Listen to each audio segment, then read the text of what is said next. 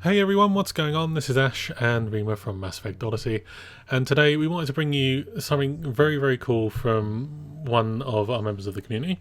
And this is basically, it's a comic, and it's on his DeviantArt page. We'll obviously put links to it and everything so you can have a look at it as well.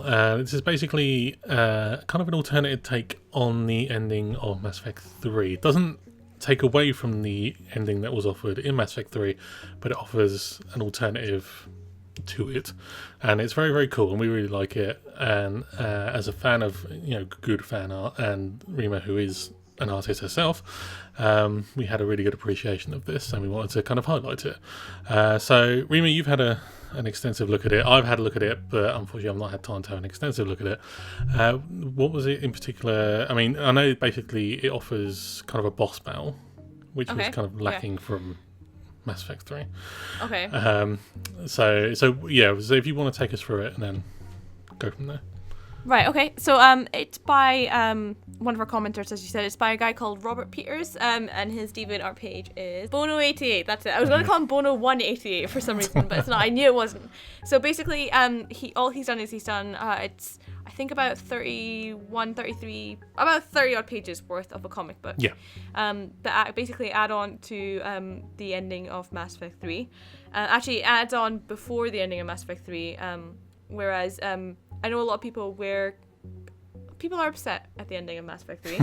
And I know if we had any complaints, one of our complaints was that you didn't get a good boss battle at the end. Mm-hmm. Yeah. And basically what he's done is he's given you a big boss battle at the end with probably the main antagonist of the game, which is Harbinger. So the story kind of, I don't really want to, I don't think I can really explain it well unless people go read it, but the story is basically you start off just after Shepard and the team have kind of deployed the missiles against that Reaper that's defending the run up to the kind of like the beam. Mm-hmm.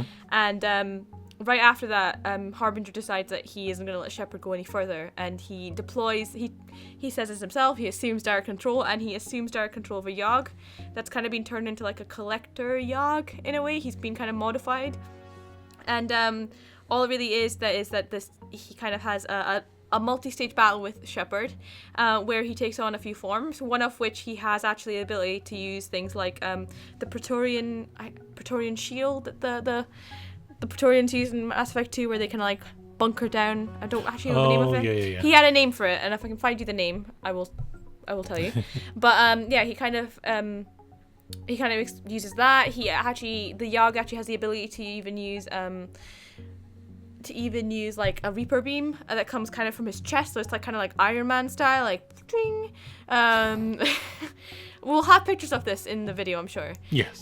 Because Robert's been nice enough to let us use his pictures in the video. Mm-hmm. And actually, then the Yogg actually goes through transformation, and he actually turns into this kind of like semi-husk form of the Yogg, where he kind of looks like a cross between a Yogg, a collector, and that weird thing that Saren turns into in the first game. And basically, it's a lot of monologue between Shepard and the Yogg, kind of just explaining the story, kind of explaining the intentions of Harbinger in a way. And it's quite interesting because Harbinger basically explains that it's, in the end, Harbinger comes to a realization that Shepard's probably near upon perfect, and he's been looking for perfection all this time. And he kind of says, well, you are perfection. You beat Saren, you beat me, and now you're perfection. And in the end, Shepard does, spoiler, beats him, and Harbinger releases control. And then, as far as I can tell, we've had a pretty good look at it, but as far as I can tell, we're not sure whether the comic's incomplete or not, but it seems like it ends off at the point where he meets Anderson, and Anderson, Shepard, and the team do the run up to the beam, and then go up the beam, and then do the events of Mass Effect 3 at the end. So it slots in quite nicely to the story of Mass Effect 3.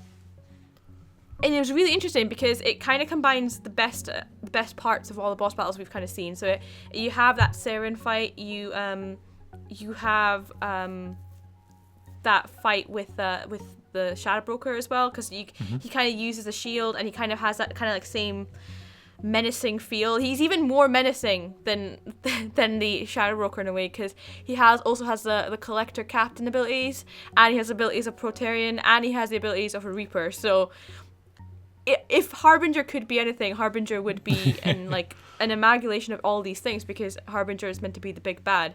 And it's interesting because it kind of has that fight that BioWare were kind of leaning upon to have, that fight of fighting Elusive Man, and it never happened. Yeah. And then I think he's kind of taken that idea that you kind of needed a little bit of a boss fight at the end. Yeah. And that it's well written. Yeah. That's what I was going to say. What you kind of get from the writing itself, in terms of like the characters speaking to each other and stuff, that is written very much like you would imagine a Mass Effect game to play, and a conversation in Mass Effect to kind of pan out. And you can just tell by looking at it, the art style's really good, and it's clearly a lot of work has gone into this, and it's really good. And that, like you were saying, the thing I noticed, and I was reading it just before we came on, was that it does kind of seem to end off as they know that there's Sovereign class Reapers heading towards the beam. Yeah. So it doesn't take away from what's already there, it just adds to it. And it gives a little more context, a little bit more finality to it. And like you were saying, it's the boss battle that we kind of thought was lacking at the end of Mass Effect 3. And the idea of obviously having the Elusive Man basically turn into a big, robo-elusive man, and having that boss battle, I mean, I still would have taken that. And, that would have been fine. But again, they scrapped that ending. So this is nice to know that, while it's not in the game, it's a nice way to look at it and think, okay, yeah, there's a boss battle there. And it's very plausible as well. And it's interesting because you have through Mass Effect 1, so in Mass Effect 1 obviously you speak to Sovereign, but Mass Effect 2 onwards, you basically you do have this like running monologue with Harbinger about what is the purpose of this like kind of cycle, what is the point of this harvest. And in this comic book it's really interesting because you get to see this monologue with Shepard still trying to convince Harbinger that it's not necessary. And the way he's written it, it seems to be that Harbinger does have this kind of humanity or intelligence.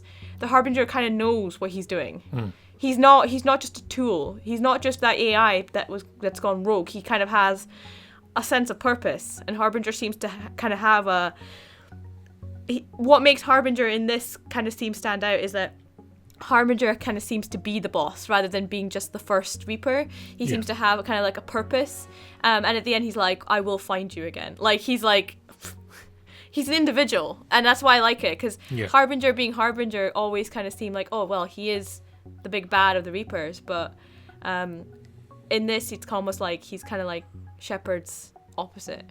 And whereas I know the Elusive Man was kind of made to be like that antagonist in Mass Effect 3, it would have been better if Harbinger kind of had a bigger role, because you never actually get to have that final confrontation with him. Yeah. You never get to speak to him again really after Arrival. So that's true, actually. Yeah, I didn't think about that. So to have that final conversation with him, to finally have that word with like the boss of the Reapers before you kind of annihilate them is, it would have been like a nice bit of closure, and I think it would have added people's appreciation to the ending. That if you had got to like basically tell the big bad to F off and then like then go and do whatever your decision's going to be, I think it would have added a bit more layer to the ending. So that's why I like this comic, and the art style in this is it's 2 point. It's very, very good. Like the way it's been done, it's very well done. And when he wrote to us and said that, oh, can you have a look at it and you see what you think and everything, and he's like, oh, I apologize for my artwork not being great. I was like, dude. Yeah, I mean, you looked at it originally, and then I looked at it and like, dude, what are you talking about? Come on. It's very good. Yeah. So we've kind of briefly gone over this. We have done it nowhere near justice. You need to go and sit through it. Yes. Have a good look. It doesn't take very long to go through it all. Have a good look, and then either leave him a comment. Please leave him a comment. If you're on DeviantArt, please follow him. Yes. And if not, you can always leave a comment with us and tell us what you thought. Exactly. Yeah, and go show him some love, because he's clearly put a lot of work into this, and we really enjoyed it. I'm planning to go back and have at least a couple more reads to get kind of a really good grasp of it. And I feel bad because he released it a few years ago. Yeah, this is it. It's only kind of come to light now, and it does say on the front cover part 1 of 2. So I'm hoping there'll be a part 2. Oh, maybe he'll do something if we give him enough encouragement. Maybe he'll do something for Mass Effect Andromeda. Maybe he'll give us a tie-in. Yes, please. Come on, dude. If you're listening into We this, do a encourage tie-in you. between Mass Effect 3 and Mass Effect Andromeda, and we will talk the crap out of it for you. Give us something give us like a fan-made like tie-in. Yeah. That'd be cool. Give us a continuation after. Give us filler. Give us Give like us what filler. happens We need between a the end filler. and the beginning of Mass Effect Yeah. Andromeda. Yeah, come on, bring it. Do it. But yeah, so we'll leave the links in the description, and obviously you do awesome work, so keep it up, and hopefully you'll do some more Mass Effect related stuff so we can have a look at it and appreciate it some more. And of course, if anybody else wants to as well, by all means, we love looking at art and fan art and share stuff, some so art with us. We will yeah, talk about it. we absolutely love it. So yeah, if you've got any, please do. And that's it for this video. So thank you very much for listening, and thank you very much for watching. As always, you can subscribe to the channel to stay up to date with all things Mass Effect, and you can help the channel to grow by sharing the video too. And thank you very much again, and we'll see you again next time.